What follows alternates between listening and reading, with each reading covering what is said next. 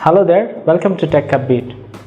Average teenager spends around 4.5 hours on smartphone daily, which means smartphones have become part of our daily routine. So in this video, I'm gonna tell you 6 things which you shouldn't do on your smartphone.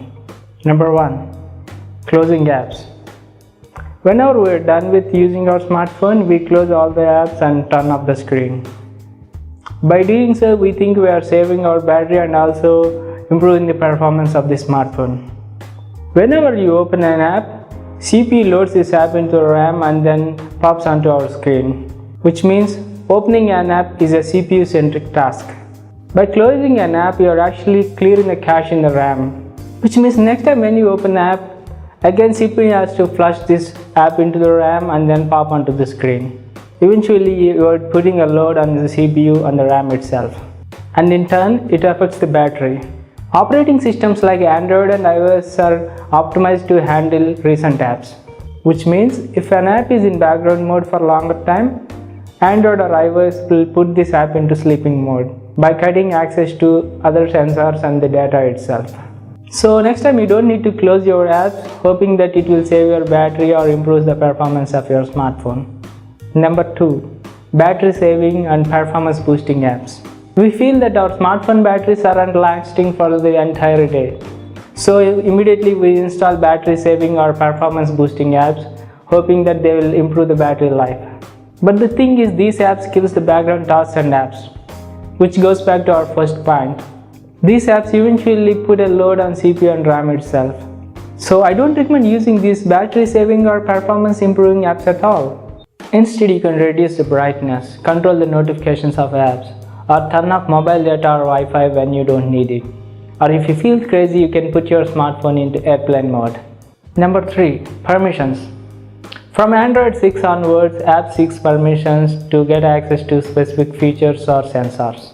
For example, WhatsApp needs permissions to access media, microphone, or camera. But you don't need an album app to sneak into your messages. So make sure you give the right permissions to the apps.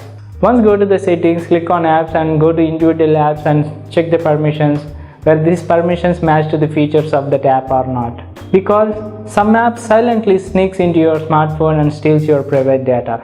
Number 4, routing or custom ROMs. After using our smartphone for a few months, we feel like changing our user interface or we need some special features on our device. So the immediate option we have is flushing custom ROM into our device. To flush a custom ROM, you need to root the Android device, or if it's iOS, you need to jailbreak the device. By rooting or jailbreaking, you're compromising the security of the device, which means hackers can easily get into your device when compared to hacking into your default OS. Also, by rooting or jailbreaking, you're actually breaking your warranty terms of the device, which means if anything happens to your smartphone, the company is no longer going to support you. Also, if you are not technical, flushing a ROM would be a risky task. Number 5, updates. After technology companies like Google and Apple deliver software updates to Android and iOS. These updates include performance improvements, new features, and security updates. But few of us actually ignore these updates. Whenever you receive a prompt asking for update, we tend to skip that. By doing so, you're actually putting your security at stake, which means hackers can easily get into your device, or your device gets easily affected with virus or malware. So next time when you see an update prompt, you do it right away because it keeps you safe.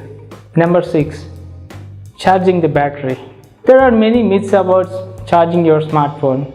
You are not supposed to charge until 100%, or you are not supposed to drain out your smartphone's battery. But according to energy scientists, you should maintain anywhere between 30 to 90% of your smartphone charge. I'll upload a separate video on how to properly charge a smartphone. That's all folks. Next time, try not to do these 6 things when you are using your smartphone. I hope you enjoyed watching our video. If you liked it, give it a thumbs up, loved it, subscribe to my channel, click the bell icon to receive the notifications of our future videos. Talk to you guys in my next video. Thanks.